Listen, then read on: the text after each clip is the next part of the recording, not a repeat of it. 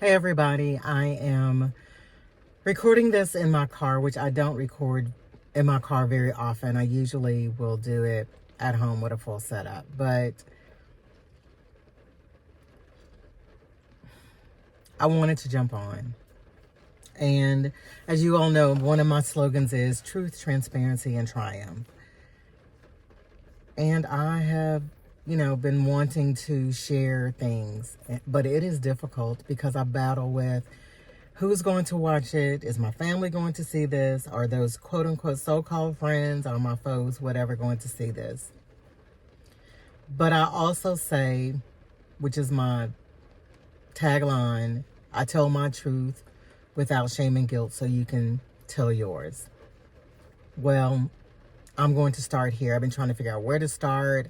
I pre-recorded originally a video about me and the first guy that I dated in college. And I scrapped all of that because it was really, the way I did it was boring. I was bored with my own video.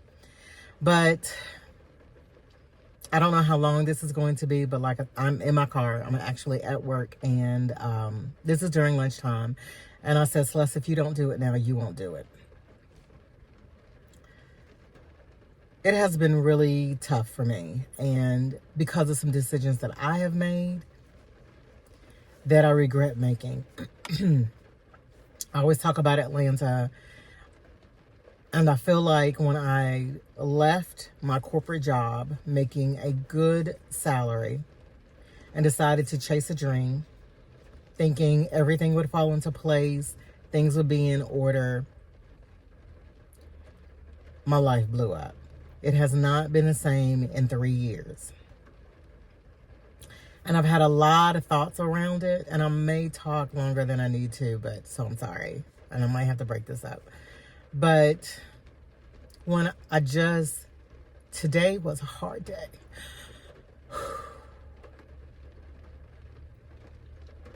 Reality is something else. I recognize that most of it is my doing and undoing. And honestly, I really want God to wave a magical wand and take me back to the day I was going to resign and listen to the advice I was given. But I didn't, because I think I'm grown and I have the answers. And I found out I don't. I used to say I would want to go back before that bad relationship out of college. And I'll talk about that. But I don't want to go back that far. I just want to go back 3 years. The scary part about it is, even if I had made what I thought would be the perfect decisions, it doesn't mean anything would have ended up differently. I still could have been in this predicament. I didn't see this coming. I thought I had prepared, and evidently I didn't, which makes me think about a couple of things. Okay, so what happened was, let me just go back. When I left my corporate job, I was 54, I believe, 53, 54. And I'm on the latter half of my life. And sometimes I think and ask myself, what was I thinking? Was it really that important to you? Could you not have just kept it going and done this later? But I didn't. So I stepped out. I believed everything would fall into place and I would be okay. And y'all, when God tells you something, listen and be obedient to it.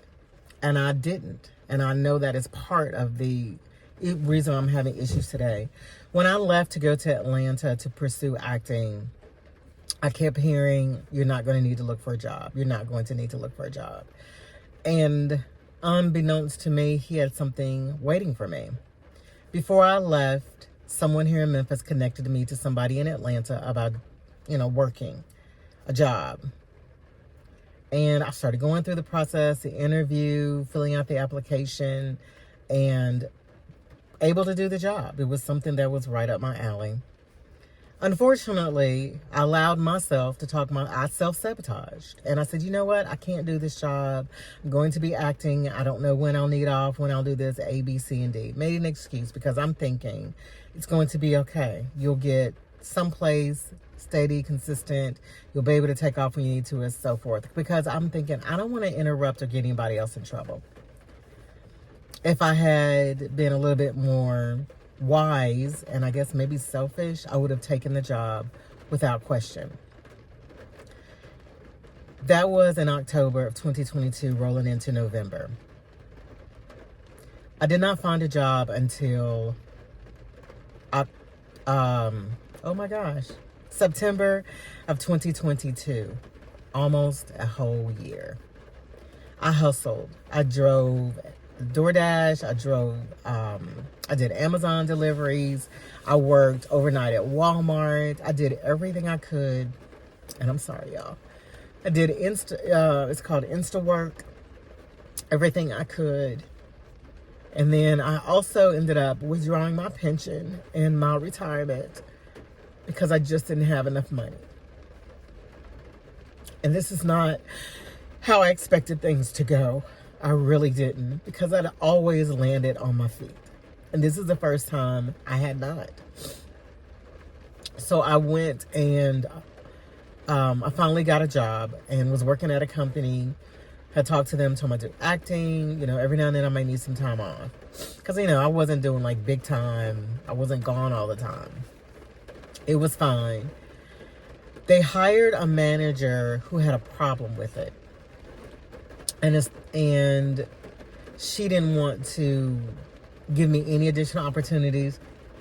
She had issue with me. And I'm a worker. I'm dependable. Most of the time I was there, and I would look around and I would see other people not showing up for work, leaving early, coming late. And that's not how I work. I'm going to be on time. I'm sorry. I'm going to be on time. I'm going to work my butt off. I'm going to help you. I'm going to support you. I'm going to leave on, I'll leave at my designated hour if I don't have anything else hanging or, over. I eventually ended up leaving in April because she was riding me. And I was like, I am not going to put up with this. Well, sorry, was checking to see if someone else was there. But I ended up finding another job. I was working Amazon in the warehouse. Did that for a while. I actually enjoyed it. I enjoyed it. And eventually got another job. Okay, that was April. In July, started a new job in July 10th. It was a contract to hire position. So I was getting on my feet and everything. And I felt bad because my goal was the young lady I was living with, I was only going to be there a year. And I ended up being there the whole time, minus maybe a couple of months, few months. Because what ended up happening, I got my job, I was getting on my feet. I was like, I want my own place. Moved out, and the place I moved into was roach infested. And I thought, okay, maybe this is a fluke. I'm seeing a few. They exterminated. It's probably been empty a while. But no. Y'all, I slept in my bedroom, tried to cover the door so they couldn't get in. It didn't matter. They got in. I woke up one morning and there was some crawling up the wall. And I thought, I can't do this. I had ordered furniture and I had to cancel that order. I never unpacked. And then I would have to unpack. When I got ready to leave, when I finally was like, I've had enough of Atlanta. Nothing's working out. I'm broke. I can't seem to get on my feet. I'm not bouncing back. I was stressed. I thought, I'm going home, and I had been talking to my sister and everything. And I hate it because I felt like I quit too soon and I gave up. But I did not. I felt as if I didn't have a choice. So I talked to my employer and she said I could work remote if I committed for 2 years. Y'all, when you get ready to make a major decision, talk to God first. Because you can talk to people and they will talk you out of what you ask God for. Because I asked God specifically, if I could have a job, I could work remote, I could stay with this company, and I could move back to Memphis. Well, in my ear, and then even me, so I can't blame it on them because it was my final decision. I decided not to work remote. I regretted that because I'm thinking I'll go back to my old company. That did not happen. And I'm still not there. I've been back since August of 2024, and it is, what month is this? This is February of 2025. I applied for several positions, and I have enough rejection emails from them. If I printed them out, I could wallpaper at least one wall. I am not going back. I don't know what's on my file, but they are not hiring me back. Period. So I've had to live with that. You know, before I left, my boss told me, don't leave. But I left anyway. Much regret. But here I am, February, and I realized, back in August, I moved in with someone, and it was not the ideal situation. I had conversations with this person before, and I should have gone with what I knew. In the beginning, the person didn't want me to move in, and I should not have. Eventually, she opened up her doors to me, and it wasn't horrible, but there were challenges. And there are other things I won't discuss, but there were challenges. But she allowed me, we set our rent. She was very kind about it and everything, because I was still looking for a job. So I just tried to make sure I could give her, what we agreed upon every month. And I did. I got here, I DoorDashed. I did anything I could. Mostly was DoorDash to make money so I could try to keep up with my bills. Something happened, and I felt it was time for me to move out. I did get a contract position in October, but by that time I was behind on a few things, not severely. Moved out, got my own place, and I am happy about having my own place, because ain't nothing like going home and it's quiet. Run through your house, however you want to. So, decorate how you want to, move things around like you want to. You know what I'm saying. Moved in, just felt that, apply for the apartment, applied, moved in. It's a good apartment complex. The rent is not ridiculous. It's decent in my opinion. Still on a contract position, trying to make ends meet. They are waving at each other. Every now and then they shake hands. And I don't know what happened in the last 30 days. And it just seemed like everything, it's as if the bottom is falling out. And I go through this, God, I've done everything I believe you've asked me to do. I do need to have a little bit more joy behind it. I believe I'm where I'm supposed to be. I believe I was supposed to come back to Memphis. I believe I was supposed to go to this place, do this, X, Y, and Z. Why am I struggling? Where is the support? And I keep thinking back. He set everything up, and I feel like I spit in his face, and I'm being punished. But I know that's not how God works. These are the repercussions of my own actions. And I'm not angry at him, but I am angry with myself. And it's been tough. I have one person who I tell everything to. And I know somebody watching this thinks it's them, but it's not. Sorry, I almost went somewhere. Because I realized you cannot share with people even if they're considered a friend. I just got to a point where I was tired of being stuff thrown back in my face, no support. Sometimes I just need people to listen and let me just have my moment and not criticize me for it. But I'm going to leave that over there. Right over there. Okay, so... But I have someone, I consider her sister, a really good friend that I can talk to. I can call. She'll pray with me. She understands the spiritual things I'm going through, as well as the physical and the financial. And I don't feel horrible when I get off the phone. Where with so many other people, I feel like crap. I am hard enough on myself. And it's difficult because I think back to who I am. I went to school to college on an academic scholarship. I graduated with honors. I I'm talented, I'm smart, I have a great work ethic. And it's just been hard because I'm not making the money I was making. But God knows I am so grateful to be working. And I've just panicked because I'm trying not to resort to any of my old ways. I don't want to borrow any money. Because of course my credit has tanked my life to come back together. And it's hard. And I think, oh my gosh, I am 7 years on the other side of 50. And waiting for this to work out is hard. And I don't know what I'm going to do. She kind of laughed at me because I said, you know what? I'm at the point where I want to give away what I can give away, put all my stuff in storage, and live in my car.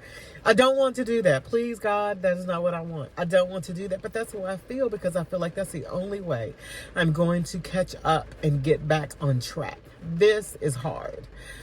This is harder than I thought it would be, and it's the first time in my life I have felt like I don't have an out, that I'm stuck and I can't move, and that is suffocating. And it makes me, in this wide open space, life claustrophobic, and it's difficult. I love my job. I mean, it's not anything to write home about, but it's peaceful here. I get along with, I get along with the people. My manager here is great. I cannot complain. Everything that has happened are the repercussions of my actions because I chose to chase a dream. And I feel like I did it the wrong way. So here I am. I'm sitting in my car at work. And I said, record the video. Somebody I watch and used to follow, I don't follow anymore. I won't call their person's name. But they were a financial guru, said something. Basically, if you haven't accomplished or gained or whatever, you shouldn't be on YouTube. You shouldn't be talking about your life. You need to basically saying you need to wait until, you're all set and you're good and you can go back and talk about how you made it. Y'all, I'm in it. And I'm going to record while I'm in it. And this is hard because this is embarrassing. This is not how I thought my life would be. But there are so many other things I know I have to be grateful for. I'm not, I don't have any, crazy, I'm not homeless. I'm not homeless. I still have my car. But, I'm just tired of robbing Peter and Paul to pay Andrew, who now wants his money. I know, it's crazy the way I say those things. But I'm tired. I don't want to borrow. I don't want to ask my family for help. Not that they would. Not that they would have an issue with it, but I'm too old. I need this to come together. I need this to work out. I need to know that God is with me and He's working this out. And I just don't realize it yet. And a lot of times I isolate when things are bad. And it's hard because I feel alone. I feel like nobody understands. And when I think about my own situation, I think about people who have children who are trying to make it and they're doing the best they can. I don't know how people do it. And they make less than I do. I'm sorry. They make less than I do. I'm so sorry, y'all. I need a napkin. I'm so sorry. They make less than I do, and they make it. I'm not on any assistance. I can't have any assistance. It's just me. And as far as the government is concerned, I do not have a poverty level. I'm not at a poverty level. But I got on to record this because if I don't, I would not have the courage to do it later. I'm going to try to get on tomorrow. I've got another series I'm doing called No Eating Out. And part of the reason of no eating out was I realized how much money I was wasting. So I am doing and making steps to get my life back in order. And that's where I am. I don't know where you are, what challenges you have financially or wherever else in your life. But just, and I hate to say it this way because it was like, don't be telling me that. Keep the faith if you are a disciple of Christ. Keep your faith. Know that God is with you. He said in his word, he would never forsake you or abandon you. And I always go back, and then you have to read the whole scripture. You know, it says, I've never seen, I'm going to mess it up. The righteous begging bread. I messed up that scripture. I just ruined it. But just thinking about that, and I'm so sorry I'm sniffing, but, you know, I have to remember God is with me. And through this, I have to trust that he is working it out. I don't know his purpose in allowing it because he could so easily put me a check in the mail. I've seen him do it before. I know how God works. I have an experience with him. I have a relationship with him. And he's done miraculous things in my life. This is just a different season for me, for whatever purpose. And the places he has me going, and the church he put me in, and the job he put me in. It is uncomfortable to an extreme point that I have never experienced. And I feel like I can't move. Oh, I didn't finish. But I told my girlfriend I was going to put all my stuff in storage in my car. And I said, if you and your husband happen to see me parked outside, don't worry about it. I'm in my car. I'm sleeping. That's all. I just need to sleep. She started laughing. But that's a joke. I have to joke about it. But I wanted to encourage you. I don't know if there's anybody out there who is at the point I am where you feel stuck, even though you know you're more than capable of doing. You've done all that you can do. That's what I'm looking for. You've done all that you can do, and you don't know what else you can do. By the way, y'all, it's raining. I'm in the car. I'm sorry. You've done all that you can do, and you don't know what else to do. I don't know what to tell you. I don't want to say hang in there, keep the faith, but I want you to. I am, even though I'm crying and I'm sad and I'm frustrated and I'm angry and working on forgiving myself for the decisions I made. I don't know where you are. If, yours are repercussions of your own choices, forgive yourself. Please forgive yourself. If the Lord leads you in a specific direction, just be obedient. It's tough. But I worried about making this video because I know what people have said about me. And I look in the mirror and I think, they were right. And here I am. But I have to trust that God has a bigger plan. I just have to trust. And you have to trust that there's something bigger going on in the background. So whatever your thoughts are, I'm going to ask you, don't harm yourself. Don't talk bad to yourself. Encourage yourself. I hope that by me sharing my present story, my current story, nope, this is not a story in the past. This is right now as I sit in my car at my job, what is going on in my life. I am 57 years old and I am broke. All right, y'all. I am Celeste Jonay. Speak your truth. Live with transparency. You will see the triumph.